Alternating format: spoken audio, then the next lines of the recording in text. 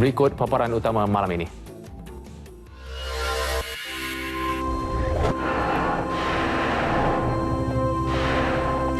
Semangat harmoni dan perpaduan menyinari Deepavali.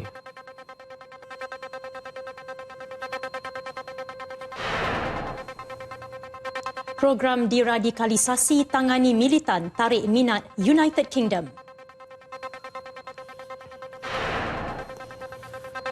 Banteras Pemerdagangan Manusia, kesesuaian hukuman penjara seumur hidup dikaji.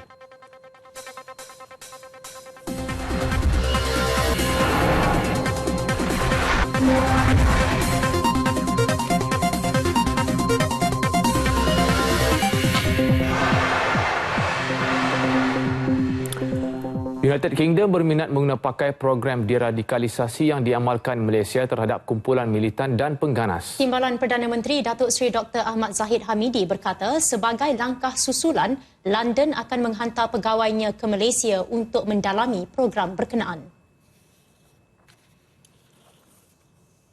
Deradikalisasi adalah tindakan mengubah kepercayaan ekstrim dalam kalangan anggota militan seperti mati syahid dalam perjuangan.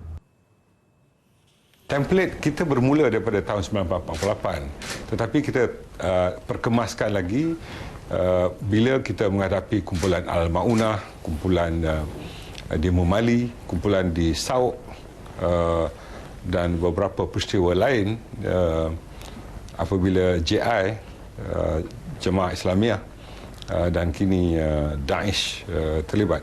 Dan kami ada 18 bidang yang telah diperincikan dan kita harap bidang-bidang ini dapat juga diteliti oleh mereka supaya mereka turut mempelajari.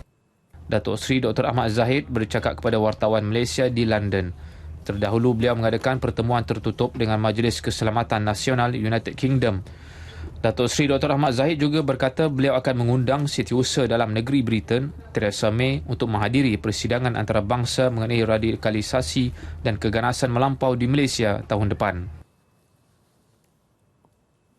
Mereka bersedia untuk bersama-sama dengan Malaysia dan pada waktu yang sama mereka akan menghantar pegawai-pegawai untuk mendapatkan pendedahan daripada pusat-pusat pemulihan kita dan program deradikalisasi yang kita lakukan.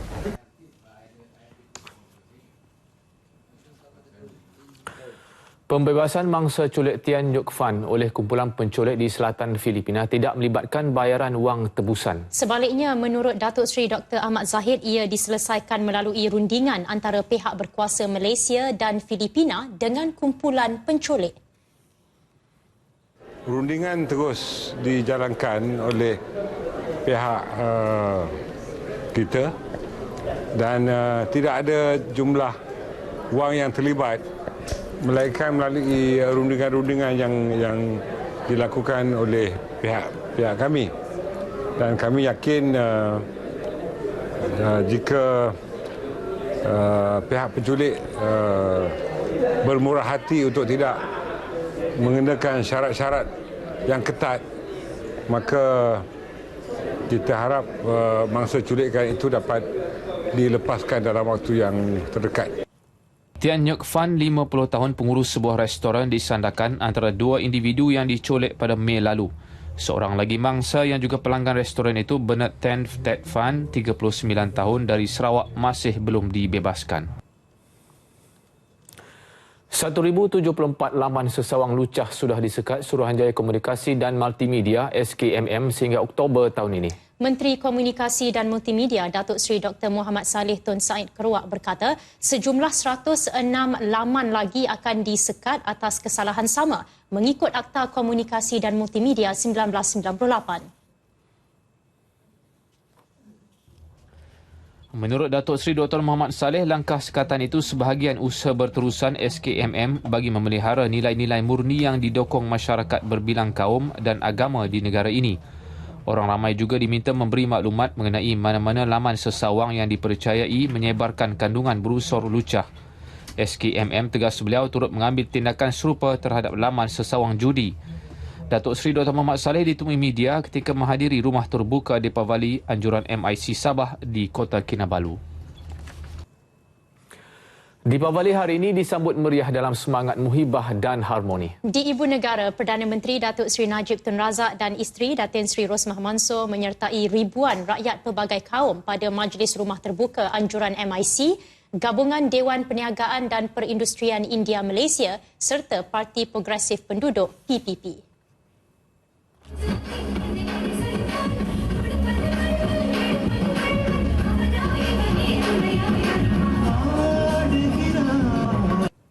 Majlis Rumah Terbuka Deepavali yang pertama dihadiri Datuk Seri Najib ialah di Batu Caves, Selangor. Ketibaan beliau disambut Presiden MIC Datuk Seri Dr. S. Subramaniam dan beberapa pemimpin kanan parti itu. Selepas itu, Datuk Seri Najib menghadiri majlis sama di Sentul. Turut hadir Presiden Gabungan Dewan Perniagaan dan Perindustrian India Malaysia Tan Sri KK Eswaran dan isteri Puan Sri Vivian Eswaran. Majlis tersebut turut dihadiri Ketua Setiausaha Negara Tan Sri Dr. Ali Hamzah dan Menteri Wilayah Persekutuan Datuk Seri Tengku Adnan Mansor. Kemudian Datuk Seri Najib menyertai ribuan masyarakat di Majlis Rumah Terbuka Deepavali di Brickfields. Beliau disambut Presiden PPP Tan Sri M. Kevias. Datuk Seri Najib meluangkan masa kira-kira sejam di majlis itu. Selain dihidangkan dengan pelbagai juadah istimewa, hadirin juga dihiburkan dengan persembahan nyanyian dan tarian. Deepavali di Kelantan mungkin tidak semeriah di tempat lain kerana tidak ramai kaum India di negeri itu. Namun setiap kali Deepavali, ia tetap dirayakan dengan cara tersendiri. Kaum India di Kampung Kerila, Tanah Merah misalnya mengadakan festival kebudayaan buat julung kalinya dan ia turut dihadiri masyarakat Cina dan Melayu. Pelbagai atur cara menarik disusun sempena festival kebudayaan ini, antaranya persembahan tarian masyarakat India. Turut disediakan sesi rawatan kesihatan percuma oleh Persatuan Bulan Sabit Merah dan pembahagian sumbangan secara berterusan selama 3 hari. Ia dirasmikan oleh Adun Gual Ipoh Muhammad Bakri Mustafa dan dihadiri lebih 500 penduduk dan turut dihadiri Ketua Polis Daerah Tanah Merah, Deputi Superintenden Suzaimi Muhammad dan Timbalan Pengerusi Bulan Sabit Merah Dr. Sri Buana Zainuddin. Menurut Muhammad Bakri, sambutan seperti ini bagaimanapun tidak dianggap luar biasa kerana kaum India di bawah naungan MIC mahukan perayaan ini disambut bersama sejak dulu lagi. Walaupun kaum minoriti di Kelantan, namun masyarakat India katanya memainkan peranan penting dalam pembangunan negara. Malah mereka juga tidak terpinggir dari menerima apa sahaja bantuan termasuk bantuan pasca banjir baru-baru ini. Setakat hari ini saya berbangga dengan masyarakat India kerana mereka memahami inspirasi negara di mana mereka memberi sokongan yang cukup baik khususnya kepada Perdana Menteri. Mereka semua sentiasa mengambil berat komuniti India di Ladang Kerila ini tanpa mengira kaum.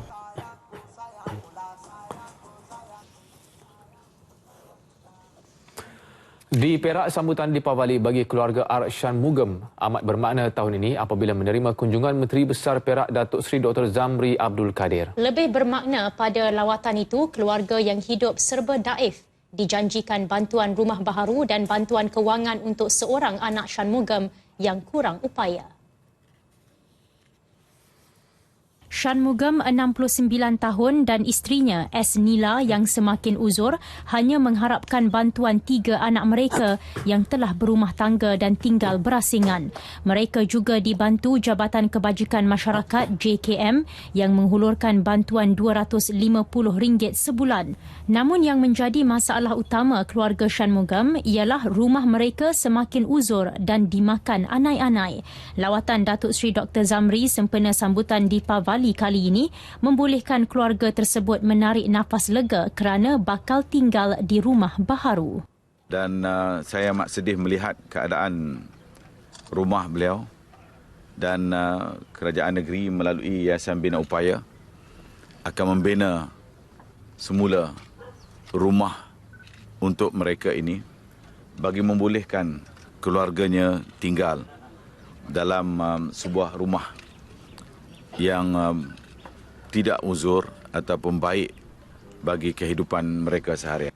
Rumah itu akan dibina di sebelah tapak rumah lama dengan kos RM45,000 dan mempunyai 3 bilik. Anak Shanmugam yang kurang upaya dan tinggal bersama mereka juga akan menerima bantuan bulanan selepas ini.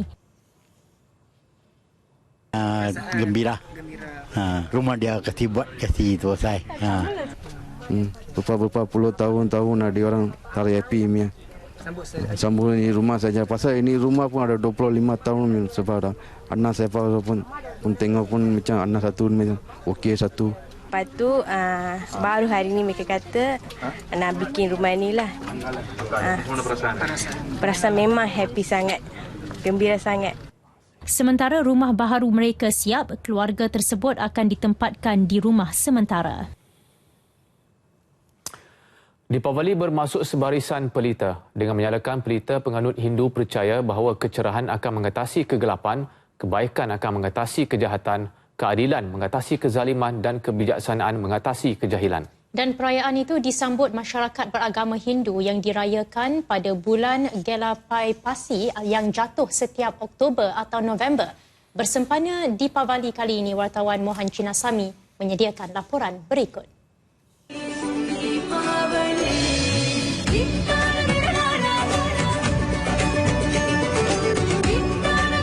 Bagi keluarga Datuk Suresh Rao, kesempatan menyambut Deepavali digunakan untuk mengeratkan hubungan silaturahim selain mendekatkan diri dengan Tuhan. Kita memulakan Deepavali ini dengan pagi dengan mandikan minyak dengan anak-anak saya dan memberi pakaian baru kepada mereka dan makan bersama keluarga. Pada masa yang sama juga kita terus pergi kuil. Di pagi Deepavali, seluruh keluarganya akan bangun awal dan menyucikan badan dengan memakai minyak bijan sebelum mandi. Ia diikuti upacara bersembayang sama ada di rumah atau di kuil. Lazimnya, ketua keluarga akan menyediakan pakaian baru kepada ahli keluarga. Golongan wanita pula akan menghias kolam atau rengoli, iaitu lukisan yang dibuat daripada beras berwarna-warni di hadapan rumah bagi menjemput Dewi Kekayaan. Lebih meriah apabila sambutan ini turut diserikan dengan lampu velaku, iaitu sejenis pelita tradisi yang diperbuat daripada tanah liat. Kunjung-kunjung akan dilakukan selepas selesai bersembayang dan pastinya hidangan tradisional akan dihidangkan kepada tetamu seperti manisan, murku, idli, tosai dan oma pudi. Paling gembira semestinya kanak-kanak yang akan menerima duit raya. Sambutan Hari Deepavali bukan sekadar sambutan bagi masyarakat Hindu tetapi juga merupakan sambutan bagi masyarakat yang berbilang kaum di negara kita. Negara kita juga sebuah negara yang mendukung cita-cita satu Malaysia dan juga hidup dalam keharmonian. Mari kita sama-sama sambut Pesta Cahaya ini dengan penuh kesederhanaan dan keamanan. Saya bersama keluarga Datuk Suresh Rao ingin mengucapkan Deepavali Haiwan Kekal. Mohan Chinasamy melaporkan untuk Berita TV RTM. Perdana Menteri Datuk Seri Najib Tun Razak mahu rakyat mencontohi golongan yang berjaya keluar daripada kemiskinan hasil bantuan kerajaan. Beliau memberi contoh seorang ibu tunggal Anne Lachmi yang kini hidup lebih selesa berbanding dahulu. Jelas Perdana Menteri, Lachmi mula mengalami keperitan hidup apabila suaminya meninggal dunia 31 tahun lalu. Dengan bantuan kerajaan, ibu tunggal itu dapat meneruskan kehidupan. Datuk Seri Najib menyatakan demikian dalam catatan terbaharu dalam laman Facebook dan Twitternya. Siang tadi, Datuk Seri Najib meluangkan masa melawat keluarga Lachmi di rumahnya di Jalan Kelang Lama sebagai penghargaan kepada wanita itu. Dia kini menguruskan gerai makan di Ibu Negara sejak 24 tahun lalu. Malaysia mampu menarik minat syarikat gergasi daripada negara-negara anggota Perjanjian Perkongsian Trans-Pasifik TPPA jika negara memutuskan untuk menyertai Pakatan Perdagangan itu. Pensyarah Fakulti Perniagaan dan Perakaunan Universiti Malaya, Profesor Dr. Muhammad Nazari Ismail berkata, ini kerana Malaysia kaya dengan pelbagai sumber ditambah kos tenaga kerja yang rendah.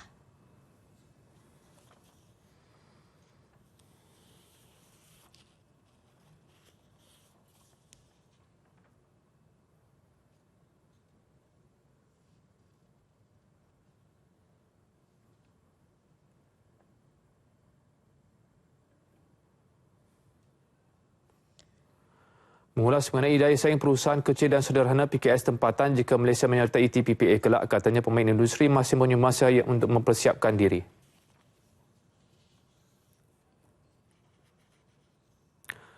Institusi kewangan di Malaysia perlu mengambil peluang meningkatkan penyediaan pembiayaan hijau bagi menjana ekonomi baharu.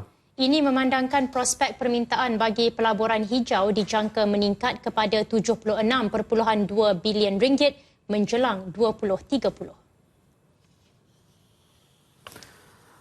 Ketua Pegawai Eksekutif Malaysia Green Technology Corporation GreenTech Insinyur Ahmad Hadri Haris berkata terdapat keperluan yang mendesak untuk mengembangkan lagi sektor pembiayaan hijau global bagi memenuhi permintaan yang semakin meningkat.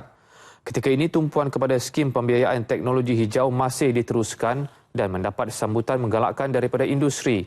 Namun daripada 400 projek berpotensi, hanya 188 projek bernilai 2.2 bilion ringgit ditawarkan pembiayaan menerusi skim tersebut.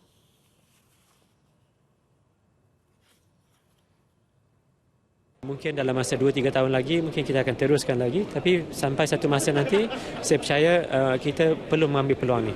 Sebab potensi pembiayaan dan untuk menjana ekonomi negara ini banyak. Bukan hanya di Malaysia, termasuk juga di Asia Tenggara, di Asia Pasifik sendirilah. Justru beliau berharap kerjasama antara GreenTech dan 26 institusi kewangan sedia ada dapat dipertingkatkan bagi menggalakkan lagi pembiayaan hijau di negara ini. Ringgit kemungkinan kembali pulih selepas Rizab Persekutuan Amerika Syarikat mengumumkan kenaikan kadar faedah Disember ini. Sehingga kini masih tiada pengesahan tarikh pengumuman tersebut walaupun keadaan ekonomi Amerika Syarikat bertambah baik. Pengerusi dan pengarah eksekutif RHB Research Institute Lim Che Sing berkata terdapat 5 faktor yang mempengaruhi keputusan Rizab Persekutuan sama ada menaikkan atau mengekalkan kadar faedah di negara itu. Antaranya kedudukan ekonomi Amerika Syarikat, kadar inflasi, keadaan pasaran buruh, faktor ekonomi luar dan keadaan pasaran kewangan.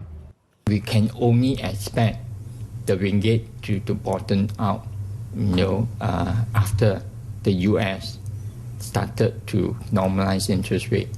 That's important because you see the current focus is on developed market, developed countries as that. The emerging markets are not attractive simply because of the fear of downside risk to emerging market currencies.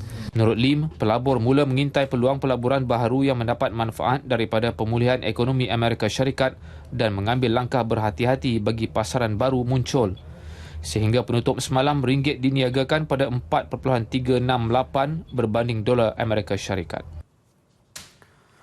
Keputusan Kementerian Kesihatan KKM untuk mengawal penjualan cecair perisa e-rokok yang mengandungi nikotin mengundang reaksi berbeza orang ramai. Ramai menyambut baik langkah yang mewajibkan cecair perisa e-rokok itu hanya boleh dijual oleh ahli farmasi berlesen dan pengamal perubatan berdaftar. Namun ada juga yang berpendapat e-rokok itu seharusnya diharamkan terus penggunaannya.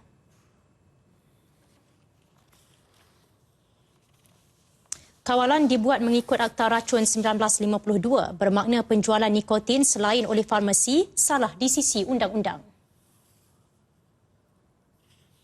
Benda ni kan kalau tanpa kawalan kan takut disalahguna.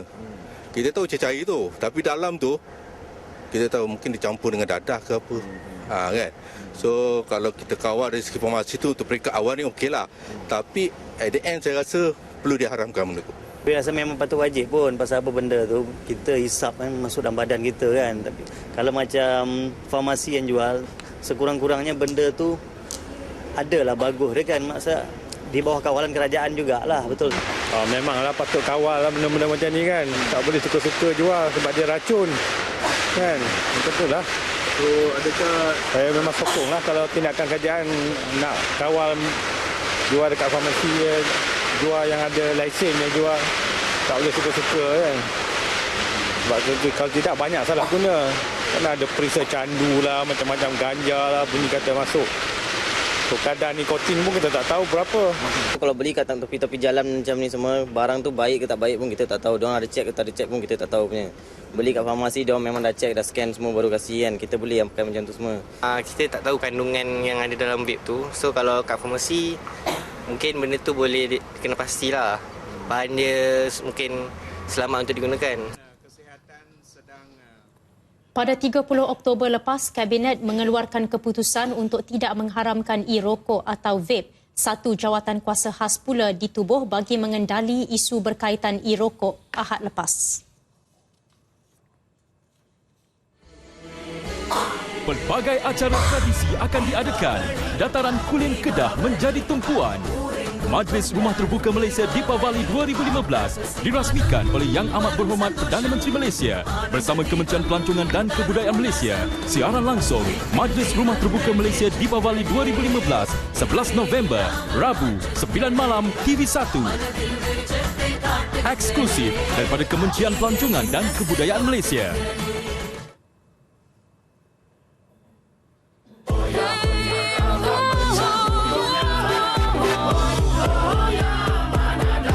Bergerak ke tempat kita, bukan kita pergi kat sana. IJN Mobile Clinic yang mempunyai kelengkapan yang canggih untuk membuat pemeriksaan jantung yang lebih rapi. Kita boleh pergi merata tempat. So senang, kita tak payah buat appointment, terus datang aja. Jadi saya rasa benda ni bagus untuk kita tahu bagaimana tahap kesihatan kita. Sebelum apa terjadi, orang kata sediakan payung sebelum hujan. Kita patut diteruskan dan amat bagus. Datang ke tempat kita, especially kat luar bandar. Kalau warga tua biasanya susahlah nak pergi kan. So ini kita memberikan perkhidmatan yang percuma dah.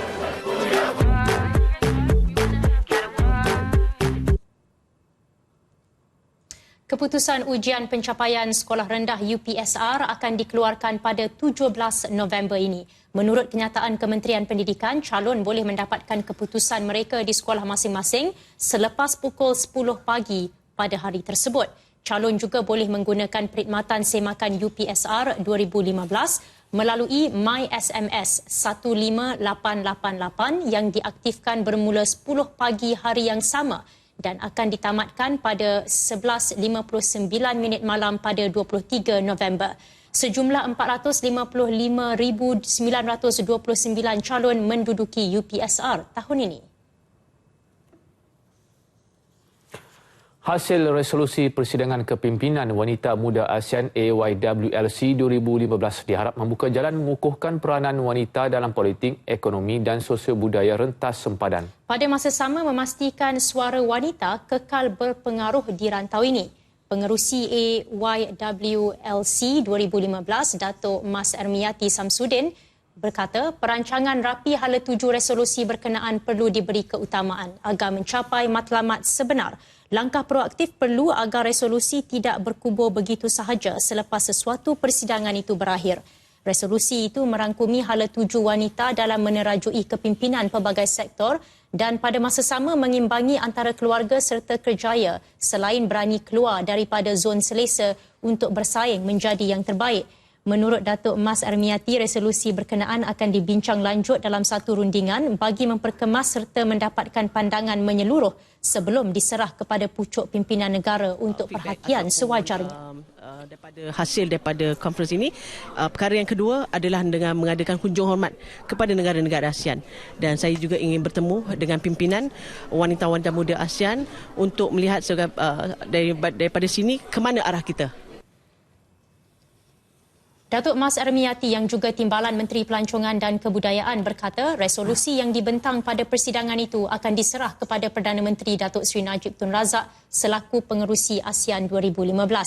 AYWLC 2015 menghimpunkan lebih 500 peserta wanita muda ASEAN khususnya ahli politik, pemimpin pelajar, usahawan, aktivis sosial dan wakil agensi awam serta badan bukan kerajaan dalam lingkungan umur 18 hingga 35 tahun. Malaysia dinobatkan sebagai juara keseluruhan Kejohanan Robotik Dunia 2015 di Doha, Qatar. Kejohanan berprestij itu berlangsung dari 6 hingga 8 November disertai 44 buah negara. Kejayaan menjuarai peringkat dunia itu disambut Wakil Kementerian Pendidikan, ibu bapa dan rakan mereka di KLIA 8 pagi tadi. Malaysia berjaya meraih 3 pingat emas, 2 perak dan 2 anugerah kecemerlangan. Malaysia diwakili 19 pasukan dengan 57 peserta. Kejayaan ini sekaligus menjadikan Malaysia 5 kali juara bagi Kejohanan Robotik Dunia. Pengarah Bahagian Co-Kurikulum dan Kesenian Kementerian Pendidikan, Rozainum Ahmad berkata kejayaan ini adalah hasil sokongan kerajaan, pihak swasta dan ibu bapa sebagaimana hasrat anjakan ke-9 Pelan Pembangunan Pendidikan Malaysia 2013-2025.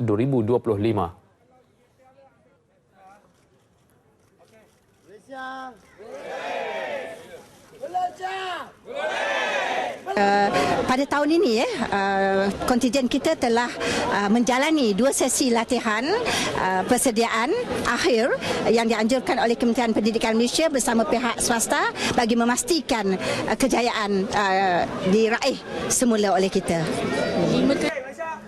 Peserta yang ditemui berpuas hati dan gembira kerana ikrar untuk merampas kembali gelaran juara tercapai selepas kali terakhir menjadi juara pada tahun 2013. Well, in WRO, it's a very tough competition. There's so many teams, a lot of great projects, but we merged and we work hard and finally we won this time. Memang pada awalnya rasa bentar lah apabila tengok negara-negara lain yang seakan-akan memang lebih canggih lah nampak. Tapi itulah rezeki, alhamdulillah dapat diberi rezeki kemenangan.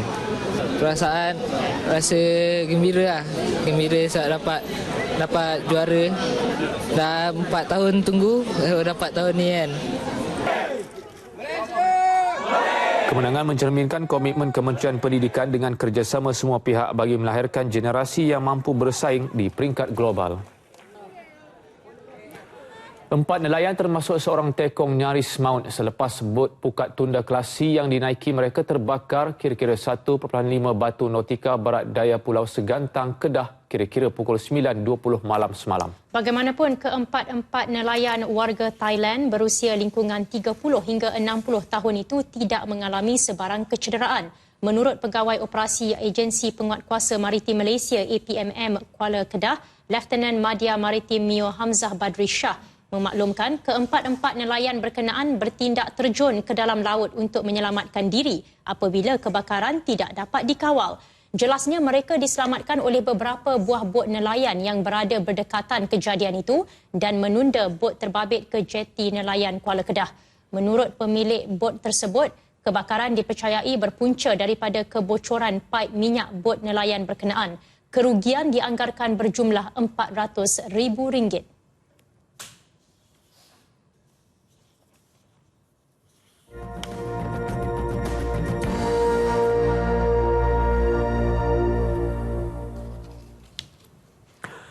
Undang-undang bagi mencegah aktiviti pemerdagangan manusia di negara ini perlu diperketat. Justru Timbalan Perdana Menteri Datuk Seri Dr. Ahmad Zahid Hamidi berkata kesesuaian hukuman penjara seumur hidup terhadap pesalah akan dikaji untuk meningkatkan keupayaan negara menangani jenayah berkenaan.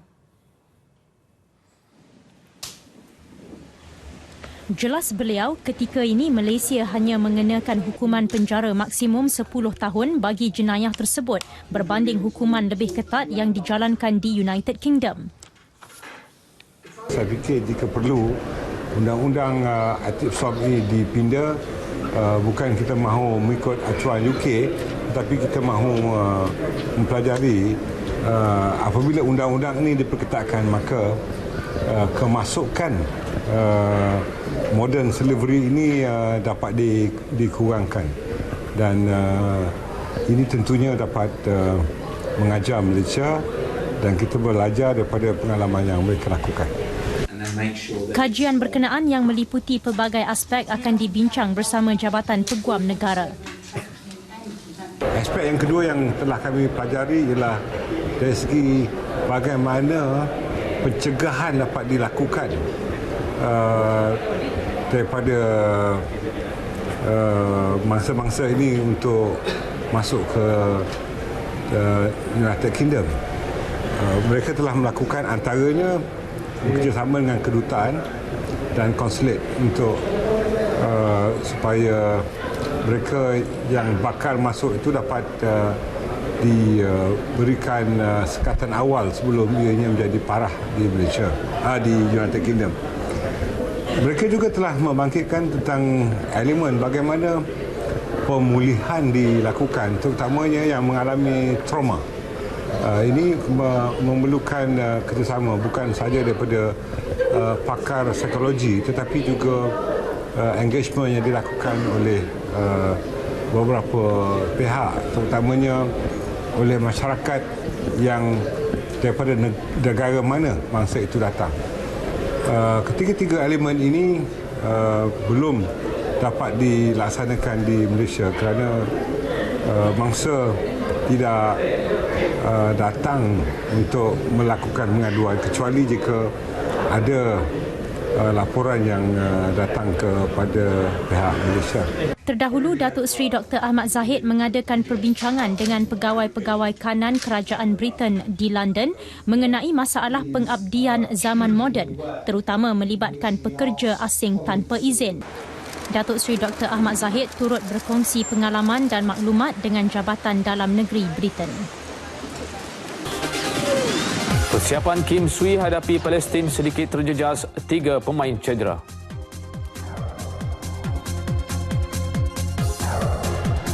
Real Sociedad pecat David Moyes.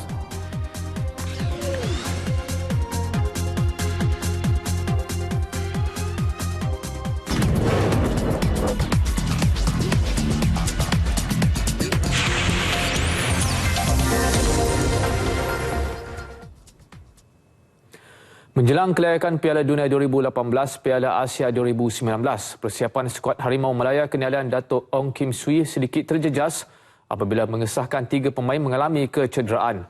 Malaysia akan berdepan Palestin pada 12 November untuk perlawanan kelima bagi kumpulan A. 3 pemain yang mengalami kecederaan ialah tonggak pertahanan Aidil Zafwan Abdul Razak, Razman Roslan dan Amir Saidin. Namun, Datuk Ong Kim Sui melihat kecederaan yang dialami pemain terbabit tidak begitu serius dan dijangka sempat pulih sebelum pertemuan dengan Palestin pada Khamis. Keadaan pemain bertambah baik setelah kita sampai di sini lebih awal dan hanya beberapa kecederaan yang tidak serius seperti Aidil, Razman dan juga Tash yang mengalami kecederaan ringan. Jadi saya harap mereka akan sepenuhnya sebelum kita bermain pada 12 Ramadan nanti. Malaysia berpeluang untuk memintas Palestin seandainya mampu menewaskan tuan rumah itu nanti di Amman, Jordan. Dalam pertemuan ke-6 Palestin bertemu Arab Saudi semalam, kedua-dua pasukan sekadar berkongsi satu mata selepas terikat tanpa jaringan. Pertemuan dengan Palestin nanti ibarat misi wajib menang buat Harimau Melaya untuk sekurang-kurangnya memburu slot ke Piala Asia 2019. Ketika ini, Malaysia menghuni tangga keempat kumpulan A dengan 4 mata, 2 mata di belakang Palestin. Sementara itu, perlawanan kelima kumpulan A menyaksikan pertembungan di antara Palestin dan Arab Saudi berakhir seri tanpa jaringan. Keputusan itu bagaimanapun tidak mengubah kedudukan Arab Saudi yang kekal menerajui kumpulan A dengan 13 mata. Venue perlawanan terpaksa diubah ke Amman, Jordan oleh FIFA atas faktor keselamatan. Arab Saudi, kendalian Bert van Marwijk, nyata menguasai 90 minit permainan di Stadium Nasional Amman. Penyerang berbisa Arab Saudi, Muhammad Al-Sahlawi, dihidangkan dengan deretan peluang untuk merobek gawang lawan. Peluang terbaik hadir di minit ke-7. Sahlawi hanya berdepan penjaga gol Palestin Taufik Ali. Percubaannya bagaimanapun tersasar. Sahlawi yang juga penjaring terbanyak Arab Saudi terus buntu merobek gawang skuad kendalian Abdil Nasir Barakat. Deretan peluang yang terhidang untuk Arab Saudi gagal menggegar gawang Palestin, menyaksikan kedua-dua pasukan pulang dengan satu mata. Palestin akan melayan kunjungan Malaysia pada Khamis di Amman, manakala Arab Saudi akan menentang tuan rumah Timor Leste pada Selasa depan. Pencarian bakat pemain bola sepak dalam kalangan kanak-kanak bawah 12 tahun menerusi program pembangunan bola sepak Negara Akademi Tunas di Perlis mendapat sambutan hangat. Lebih 200 kanak-kanak menyertai sesi pemilihan program di bawah kendalian Kementerian Belia dan Sukan, Kementerian Pendidikan serta Persatuan Bola Sepak Malaysia di Padang Majlis Perbandaran Kangar. Pemilihan melibatkan kategori umur 6, 7, 8, 9, 10 dan 11 tahun dengan setiap kategori seramai 25 orang akan dipilih. Harapan kami di Perlis agar semua setiap kategori umur kita akan sedia dengan pemain-pemain pelapis dari masa ke semasa lah. Sokongan ibu bapa pula bukan sekadar untuk melihat anak mereka berjaya dipilih, malah berharap program Akademi Tunas membuka ruang bagi kemajuan bola sepak negara. Kita nampak program ini memang baguslah untuk kita nak pilih-pilih budak-budak yang akan berminat untuk program bola sepak yang ke seterusnya lah. Besar kemungkinan kita nak budak-budak kali ini akan jadi pemain bola sepak Malaysia ataupun wakil negeri satu hari nanti. Satu usaha yang murni untuk membangunkan lagi bola sepak di Malaysia dengan harapan anak-anak kita di sini dapat bermain dengan lebih baik dan berjaya kelak.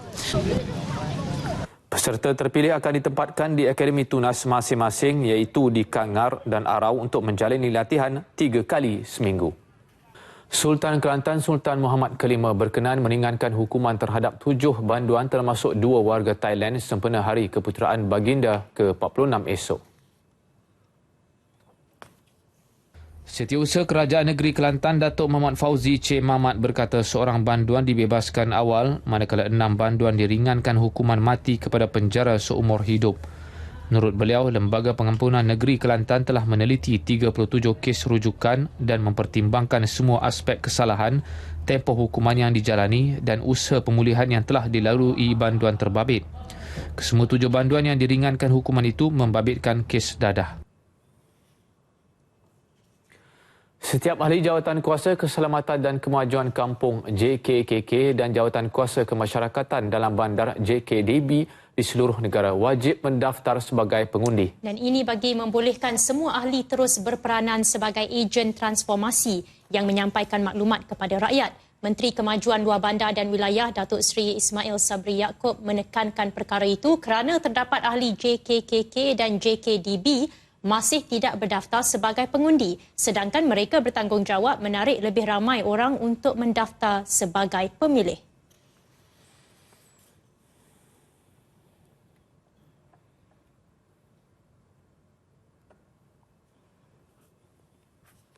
Mereka berada di bawah. Kita seperti sebuah piramid, base ini mesti kuat, asas ini mesti kuat. Kalau asas ini dapat dirobohkan, jadi keseluruhan piramid itu akan roboh. Beliau ditemui media selepas Majlis Ramah Mesra Menteri Kemajuan Luar Bandar dan Wilayah bersama JKKK dan JKDB Zon Pantai Barat Selatan di Kota Kinabalu, Sabah. Berkuat kuasa 1 November lalu, rakyat Kedah yang berdaftar dan disahkan miskin dalam sistem e-Kasih layak menerima kadar bantuan sewa rumah menerusi program Bantuan Sewa Rumah Luar Bandar BSLB daripada Kerajaan Negeri. Program itu menyasarkan penglibatan seramai 555 ketua isi rumah yang tergolong miskin luar bandar. Pengerusi Jawatan Kuasa Pembasmian Kemiskinan Negeri Kedah, Datuk Muhammad Tajuddin Abdullah berkata, bantuan tersebut dijangka dapat membantu golongan yang terbeban dengan kos sewa rumah ekoran tidak mampu memiliki kediaman sendiri. Sekurang-kurangnya, program berkenaan mampu membantu mereka supaya mempunyai tempat tinggal. Kedah merupakan negeri pertama di negara ini yang akan melaksanakan program tersebut selepas mendapat peruntukan berjumlah RM1 juta. Mereka ni kadang orang miskin. Kerajaan sediakan rumah lah. Tak, sebab sewa. Bayaran sewa. Sebab dia tidak mempunyai tapak, dia tidak mempunyai rumah. Jadi dia duduk di luar bandar, dia menyewa rumah di luar bandar. Jadi duit bayaran dia dibayar oleh kerajaan. Tapi ini mereka yang layak. Bukan semua orang yang sewa, tapi misalnya dia kaya kan. Dia bukan disenaraikan dalam fokus group, dalam senarai e-Kasih. Ini yang benar-benar layak yang ditentukan oleh pegawai daerah dalam syarat fokus grup daerah. Datuk Tajuddin ditemui media selepas melakukan tinjauan mesra di Aman Central Mall Alostar. Beliau turut memberi sumbangan peribadi berupa sejadah untuk diletakkan di surau lelaki dan wanita di pusat pembeli belah terbesar di Kedah itu.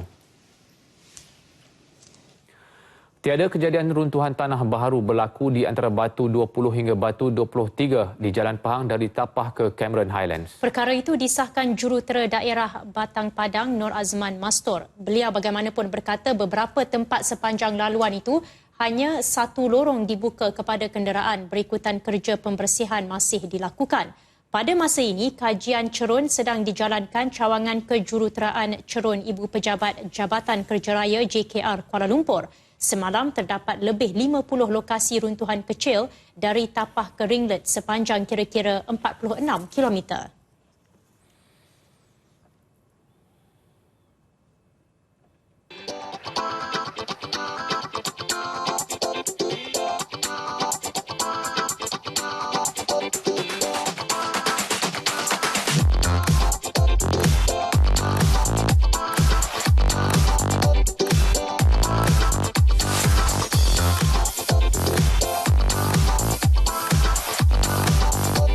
Harga dia pun berpatutan. Memang ada perbezaan daripada tempat-tempat lain lah.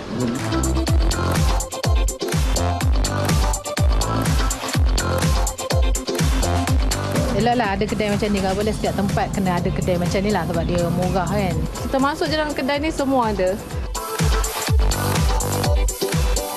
Apabila kita dapat mengetahui jerih payah rakyat, maka lahirlah idea untuk kita memulakan konsep kedai rakyat satu Malaysia.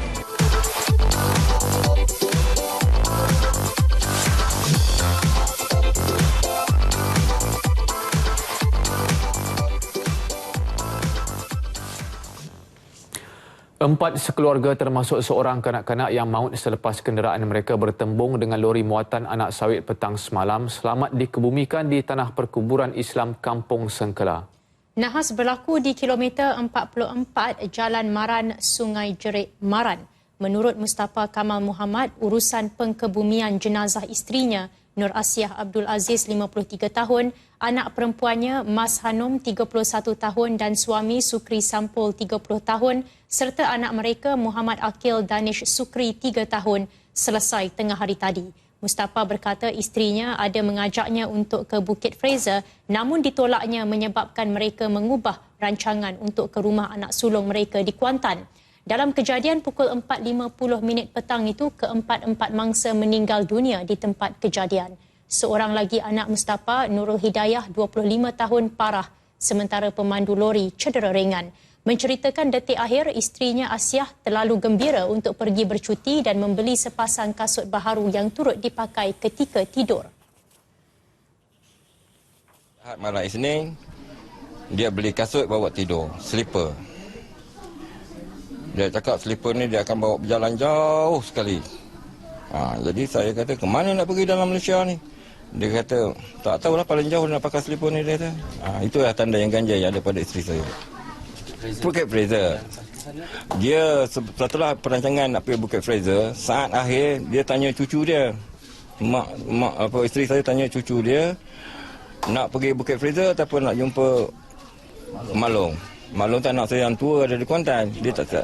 Jadi cucu saya cakap nak pergi main bunga api dengan Pak Su. Pak Su dia anak saya yang kecil sekali ada rumah Malong dia. Terus tukar program pergi ke sana. Itu berita ni saya dapat pada anak saya yang aksiden tu. Mustafa yang merupakan seorang pesara tentera turut berterima kasih kepada Menteri Besar Datuk Seri Adnan Yaakob kerana membantu menguruskan jenazah keluarganya. Menyelami kehidupan rakyat Kelantan terutama yang menyentuh sosial dan ekonomi selaras dengan situasi sebenar negeri itu yang banyak ketinggalan berbanding negeri-negeri lain. Itu hala tuju baharu Kelab Media Kelantan Darul Naim Kemudi dalam misi mengetengahkan aspek pemberitaan media cetak dan elektronik untuk paparan umum. Hala tuju ini dicapai hasil pemukiman dan lawatan sambil belajar ketua-ketua biro dan ahli jawatan Kemudi yang berlangsung pada 6 hingga 8 November lepas di Krabi, Thailand. Menurut Presiden Kemudi Azran Fitri Abdul Rahim, lokasi tersebut dipilih sebagai lokasi untuk meninjau komitmen lebih 50% penduduk Islam di Krabi yang begitu komited memajukan penempatan mereka menarik pelancong luar negara. Kesungguhan penduduk terbabit wajar dijadikan contoh kepada rakyat Kelantan terutama aspek penjagaan kebersihan persekitaran. Katanya ahli dan warga Kemudi wajar menjadikan pengalaman mereka dan diterjemahkan menerusi penulisan media cetak dan elektronik dari negeri Kelantan untuk dikembangkan kepada umum. Baiklah, sekian Nasional 8 edisi 10 November. Kami tinggalkan anda dengan visual kemeriahan sambutan Hari Deepavali hari ini. Assalamualaikum. Dan salam sehati sejiwa.